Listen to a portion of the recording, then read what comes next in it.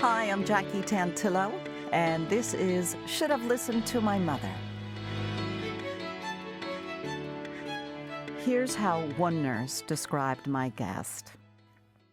I can't say enough wonderful things about Dr. Sanders. She was the first female neonatologist in a sea of men. She had a reputation for being blunt and aggressive. The following are traits I have come to love and appreciate about Susan, even though I was not able to fully appreciate as a young nurse. This is what I know now. She's a trailblazer. She is passionate about all the important things to women: equality, motherhood, friendship, and work-life balance. She sacrificed so that women following in her footsteps could thrive, and I'm grateful she continues to share her hard work, her hard-fought wisdom, and truth with the world, especially with working women and moms. And that is Mandy Vickers, a registered nurse. Are you still in touch with Mandy? Oh, I am. She has 3 beautiful daughters, and she's on Facebook talking about all the struggles with teenage and young adult daughters. She's not working as a nurse as often. I think she's doing some coaching. Anyway, she's a delight. She always reminded me of my own daughter, actually.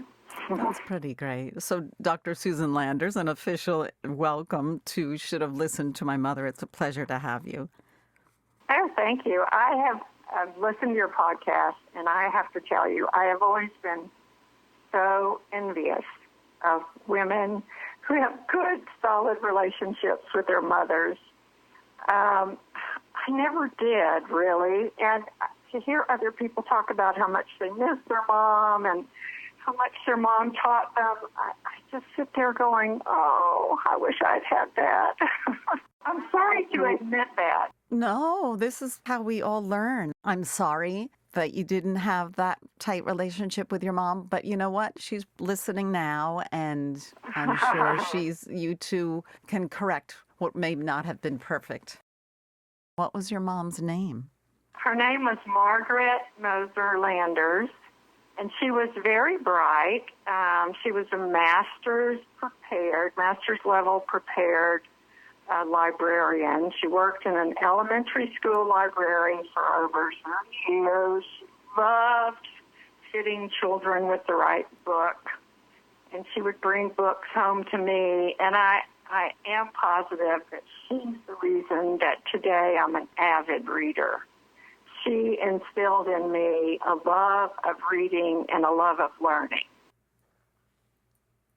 And you both were academics. She got her master's, and you, my goodness, you have every degree possible, I think, under the sun. Yeah. She was always very positive about my MD degree, but I never got the feeling that she really understood what I did in academic medicine, which is where I started out. She said, "What do you mean you don't have a practice?" And I said, "I do have a practice. It's just in the hospital, in the neonatal ICU, and I only take care of babies that are in the hospital." And she had a little trouble discovering that, although later, after she retired, she became a volunteer for the neonatal ICU at Sacred Heart Hospital in Pensacola, Florida. And she called me and said, "Oh, now I understand what you do," because she was in the NICU helping the doctors and nurses and carrying things and fetching things and feeding babies. And finally, she understood what a neonatologist did. Wow, I got the chills. You did it. You crossed that barrier. You did it. It may have taken a while, but she finally got it.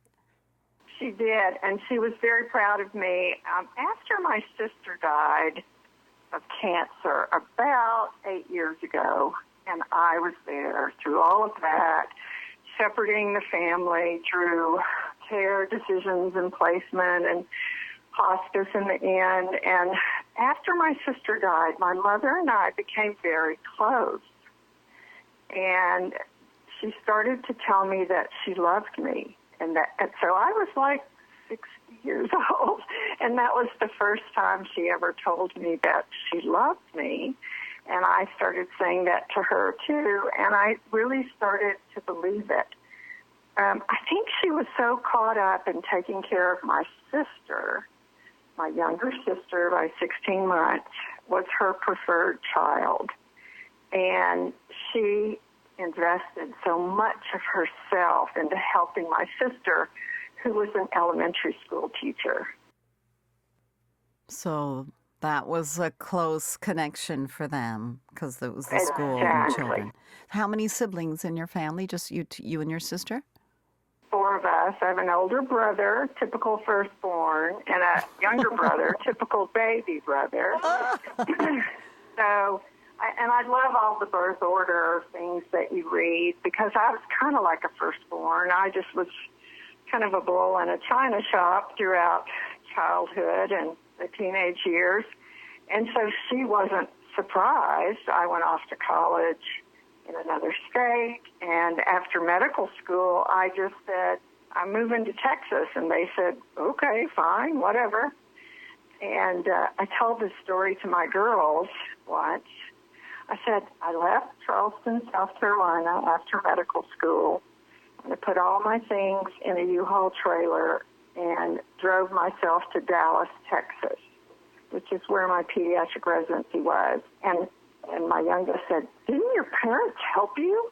And I said, no, they didn't. They said, whatever you want to do, have at it. And the young one said, really, Mom, you didn't get any help? And I said, honey, we didn't get help from our parents back then. They said to us, you can do whatever you want to do. Go out and do it. And it created a sense of independence that is, I think, unrivaled to this day. The baby boomer generation has such a clear sense of mission-driven independence. And I'm a perfect example of that. I dove right in. I fell in love with my work. I became very well trained before I ever got married and had children.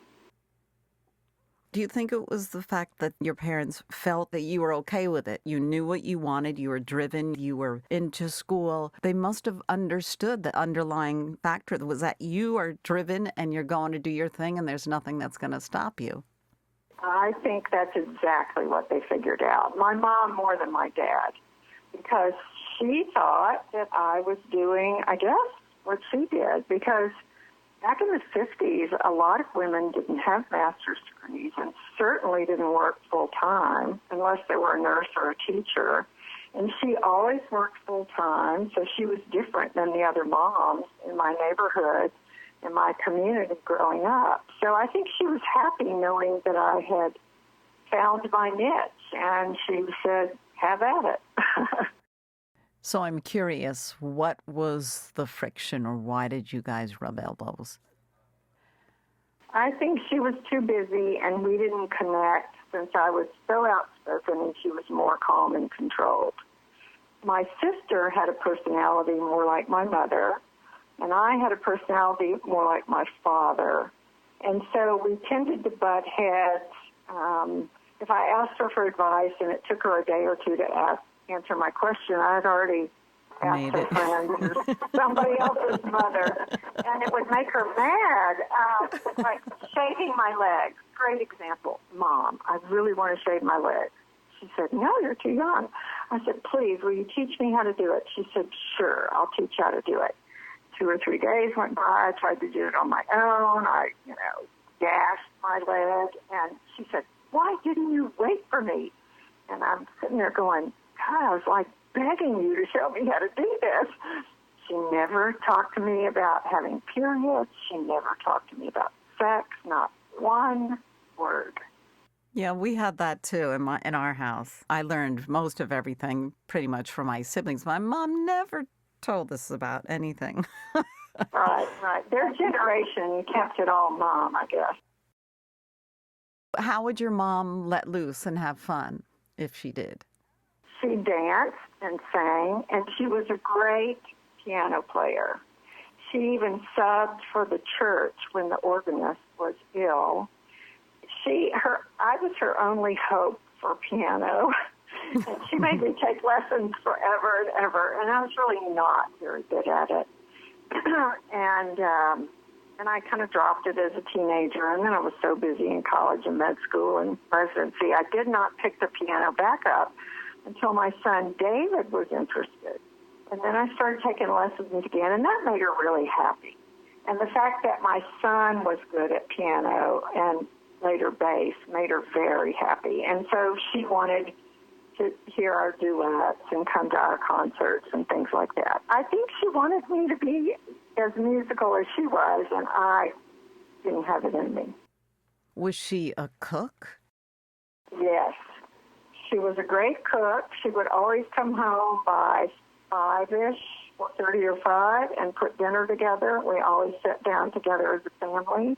I loved that about our family, and my husband and I did that with our family, too. So that's a tradition that she insisted on that she and I agreed with, that family dinners were very important, and you talked about your day, and you asked each other how you were doing, and you talked about whatever issues were bubbling up. My dad was more volatile. My mom was very quiet and calm and reassuring. You asked about cooking. I felt like I wasn't welcome in the kitchen, and I didn't like cooking, and I'm not sure which came first. So she wouldn't say, hey, Susan, can you come in and help me cut the vegetables and all that Not at all. Not at all. Now, when they got older, my mom lived to be 97. My dad lived to be 94. They were retired in Pensacola, and I had hired people to come over and cook for them and clean and take care of them. And as the years grew forward, they needed round-the-clock care. And I would make frequent visits over there, and I would cook for them. And she would always correct whatever I was cooking. It was hilarious. Oh, my goodness. Really? In her 90s, she's still being critical. At 95 or 6, she said, oh, I don't use that pan. Or, oh, I always use this spice. And I'm going, Mom, it really doesn't matter. And so it was really kind of funny because as an older, established woman, nearing retirement myself, I could see that she was really just pretty opinionated about how she wanted things. And so, again, she must have not wanted me in the kitchen because it was quicker to do it herself, maybe. I don't know. Yes, and she wanted things done her way, and it gets complicated when someone starts, like you said, using the wrong pan. Silly. Because she did wind up telling you that she loved you, which I just love, and I'm thankful for that. Is there another regret that you wish that you could have turned around in your relationship with her before she passed? Yes. She and I talked about her marriage to my father. My father was physically hard on us. We got whippings and we got slapped and we got yelled at. And I asked her in med school, I was learning about child abuse and physical abuse, and I said, Mom, why didn't you leave Daddy? Because he was abusing us. I was really up in her face about it. And she said, I didn't leave him because I loved him, and I didn't think what he was doing was wrong. I regret not delving further into her past.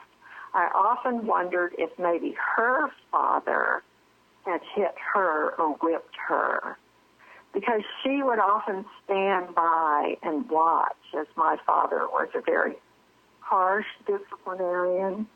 And so I'm not sure. So we disagreed about that. We disagreed about putting up with physical abuse, physical spanking, physical whipping, and yelling.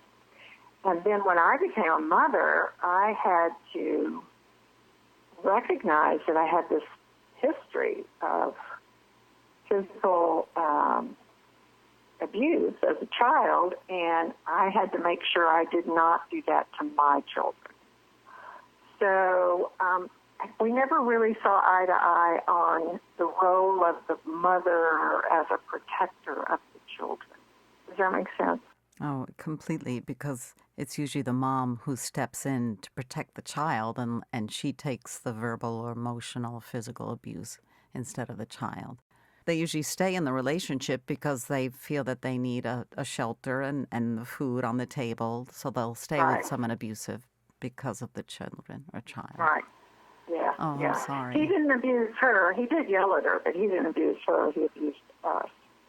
And it was different for each kid. You know, he might have been harder on me than he was on my brothers. I'm sure he was harder on me than my brothers. But he was harder on my He was harder sister. on you? Wait, did you just say he was harder on you than your brothers? Oh, yeah. Oh, Why? Yeah. I don't know. And he was hard on my little sister, too. He was hard on the two girls. He yelled at us most and called us names and things like that.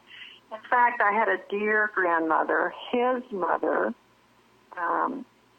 She was my mama, and she took me places all over the U.S., all the national parks. When I was a little girl, ages 8, 9, 10, 11, 12, she would let me go on trips with her, and we would get in the trailways or the Greyhound bus, and I would be a tag-along, and she and her lady friends would go on trips.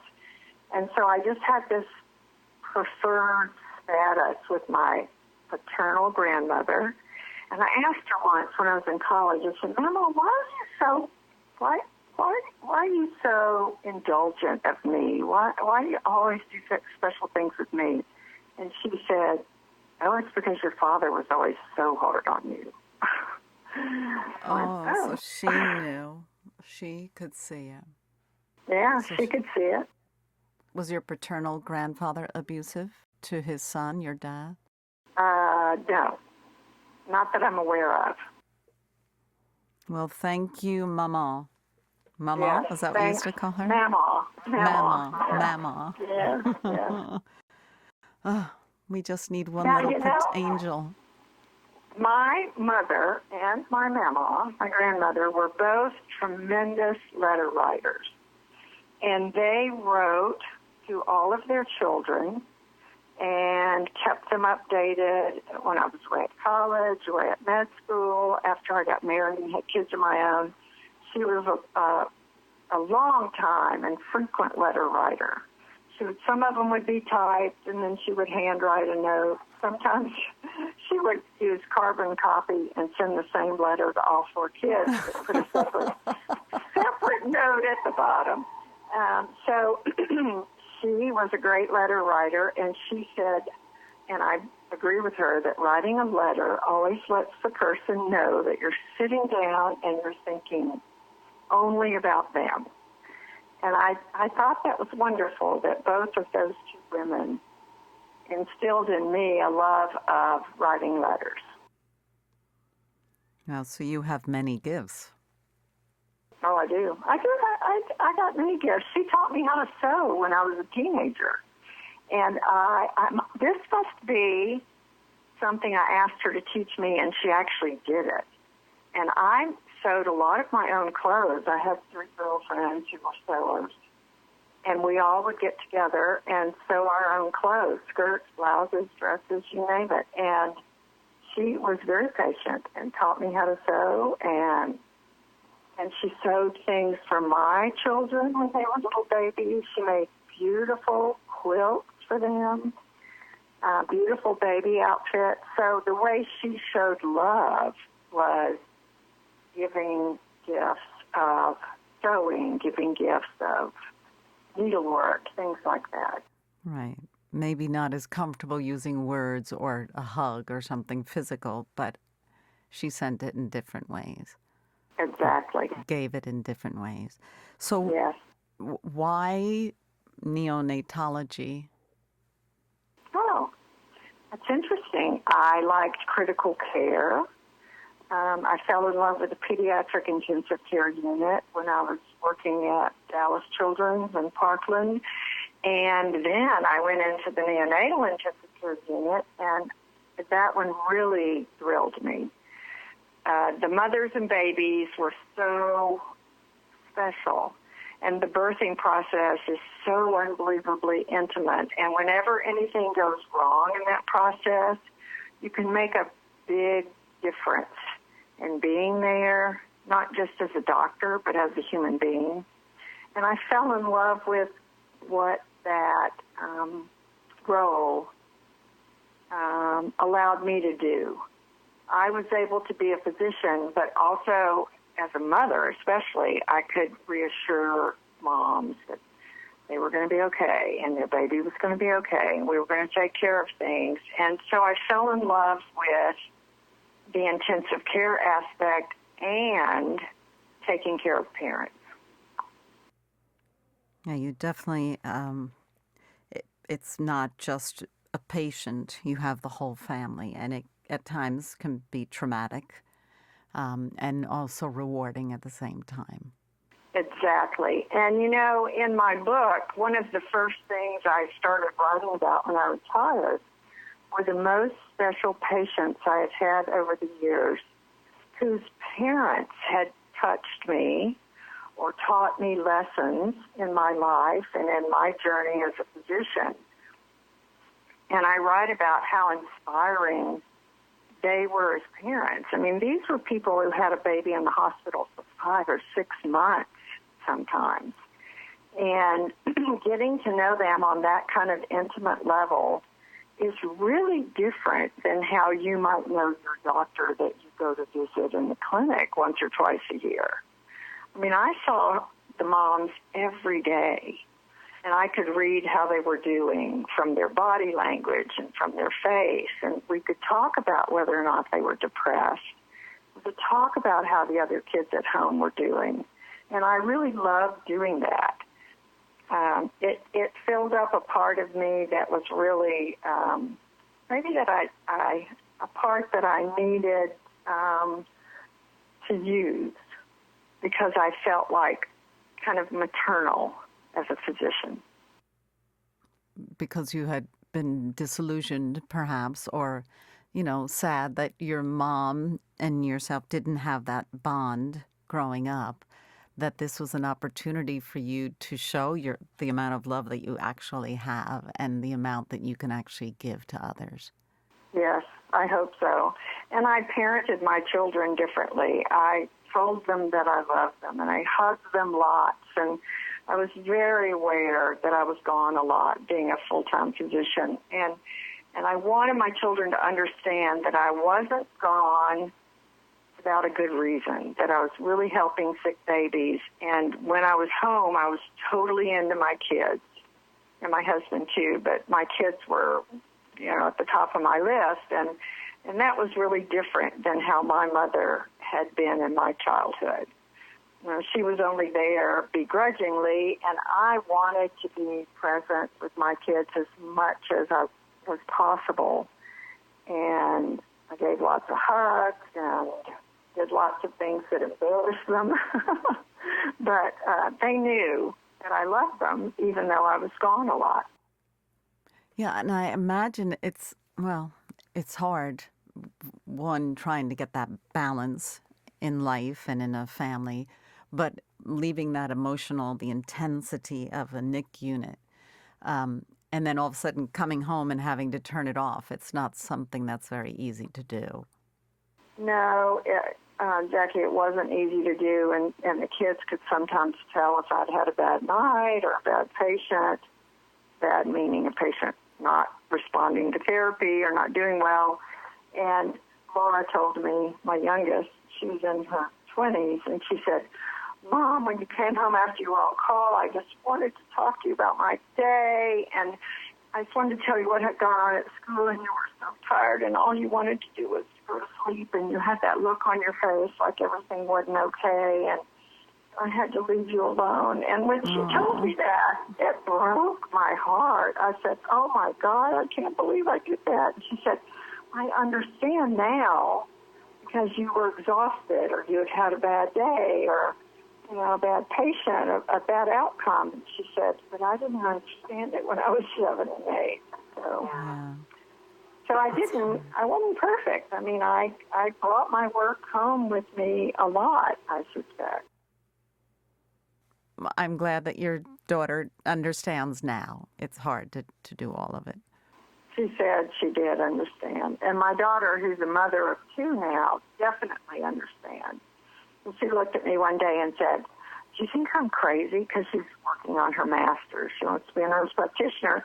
I said, "I don't think you're crazy. I think you just want to get more information and knowledge, and you can do whatever you want to do, honey.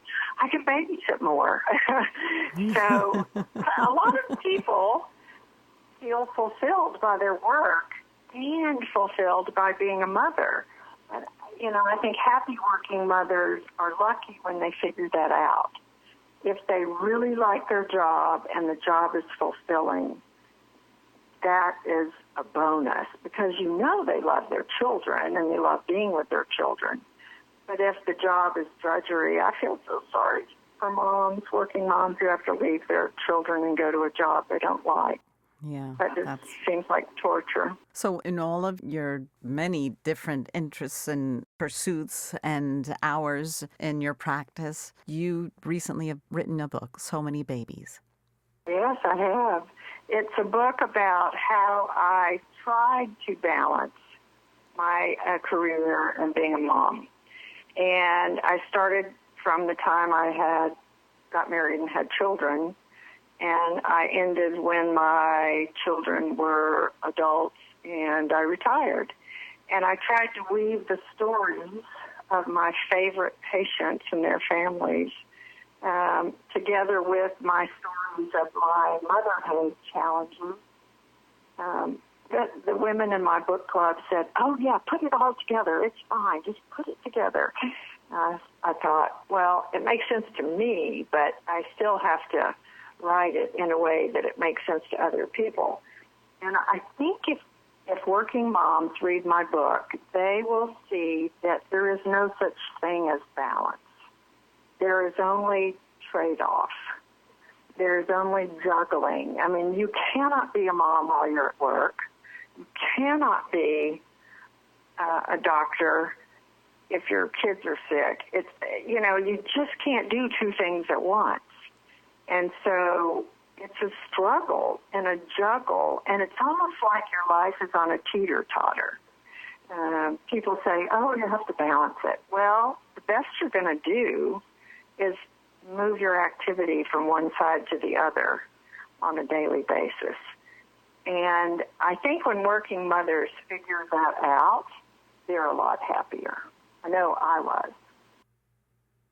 Your book is entitled So Many Babies. My guest, Dr. Susan Landers. It's insightful to hear a doctor's perspective, especially because you're helping babies, moms, and families as a neonatologist and in the NICU for 34 years. Yes. Thank you. I think it's wonderful to be invited to talk to you about these issues. They're really lovely, and I think your podcast is wonderful.